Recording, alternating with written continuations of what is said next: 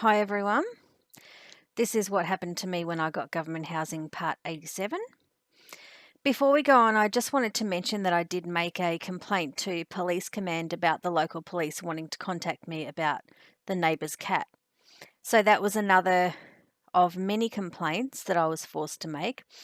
But now we'll keep going, and I want you all to know about the circumstances that I was living in, not just my issues with those people working in the justice system. So I wanted to say that, excuse me, I was just a pensioner,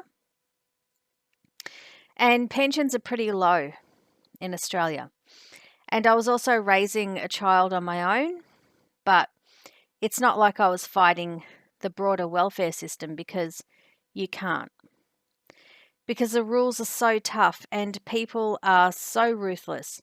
And if you become homeless, it's very, very hard to ever recover from that.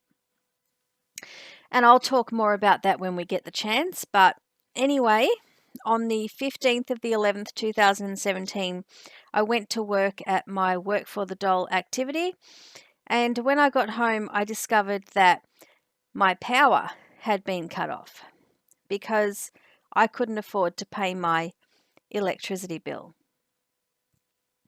And this was just another example of the follow-on effects of being victimised by the respondent and then being forced to pay all my own court expenses because these expenses pushed me from poverty into destitution. I think I could easily prove in court that the expenses I incurred as a result of having to represent myself in court led to me not being able to pay my bills. But we were never going to go to court about that. So all I could do was organise a payment plan with the electricity provider, and after that I was able to get my power reconnected so we could watch TV and take hot showers and do the things that other people take for granted. I had to rely on the Salvation Army to ask for food vouchers because I couldn't afford to buy groceries with the debts that I had and the costs involved in going to court for such a long time, which was a number of years by now. Stupidly, I applied for a credit card, thinking that I would be able to pay it back after I got compensation, but luckily my application for credit was refused because, as you know, I wasn't awarded any compensation money by the court. And we still have to get to the court hearing, but that's coming up soon. On the 16th of the 11th, 2017, I received an email from the housing officer requesting that I leave my side gate open, presumably so they could look at the rubbish in the side yard. So I emailed them back to confirm that I would do that for them. Then on the 20th of the 11th, 2017, I attended VCAT in Preston for my hearing to have the rubbish in my side yard removed.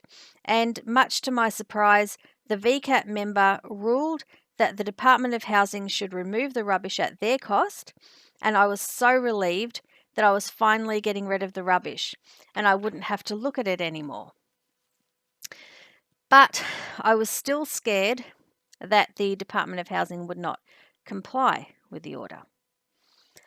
I had applied for compensation from VCAT as well because of the effect that the rubbish had on me and on my lifestyle. But there was no compensation awarded to me, and I don't know why that was. I would have thought that if the VCAT member accepted that I did not put the rubbish there myself, that it would have followed that I should be awarded compensation. I thought those two things would go hand in hand, but as always, I was denied money which would have helped me immensely. And now that I look back at it, it was as if the whole thing was designed to push me into poverty and to keep me there.